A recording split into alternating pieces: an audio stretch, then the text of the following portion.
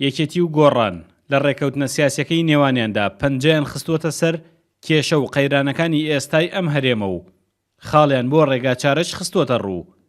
لەبەرەوە کادیرانی ئەو دوو لایەنە سیاسیە بەردەوام جەخت لەوە دەکەنەوە کە جێبەجێکردنی ڕێکەوتنەکە ئارامیەک ئەخاتە ڕەوشی ئێستای کوردستانەوە.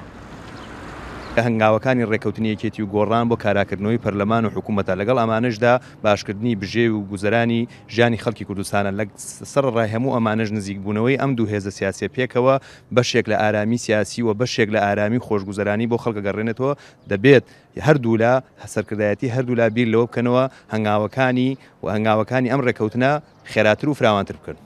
نەک تەنها یەکێتی و گۆڕان زەرورە ڕێکەوتنەکەیان جێبەجێ بکەن، بەڵکو پێویستە کا سەرجەم لایەنە سیاسیەکان هەر یەکەو لە لای خۆیانەوە لە کۆمەڵێک داواکاری و تموحی خۆیان سازش بکەن یان تەنازول بکەن بۆ لایەنی بەرامبەریان بۆ ئەوەی کۆمەڵانی خەڵکی کوردستان لەم خەیران و گرفتەی ئێستا تێدایە ڕزگاری بێ.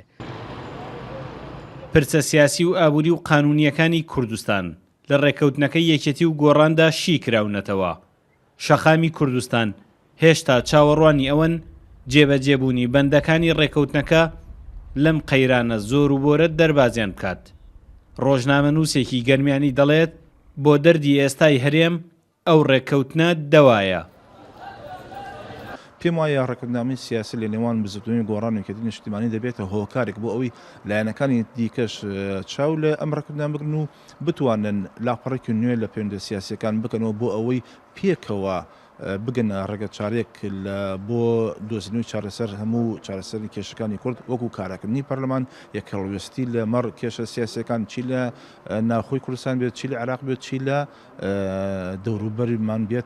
ئەگەرچی نزیک بە ساڵێکە ڕێکەوتنە سیاسیەکەی یەکێتی و گۆڕان ڕاگەیەندراوە و هێشتا کۆی بەندەکان نەچوونەتە قۆناغی جێبەجێکردنی تەواوەوە، بەڵام هەنگاوەکان بۆ ئەو ئاراستەیە ئەڕۆن کە هەردوو لا سوورن لەسەر ڕێکەوتنەکەیان و دەیانەوێ بەیەکەوە هاوڵاتیانی ئەم هەرێمە لەم ڕەوشە دەرباز بکەن.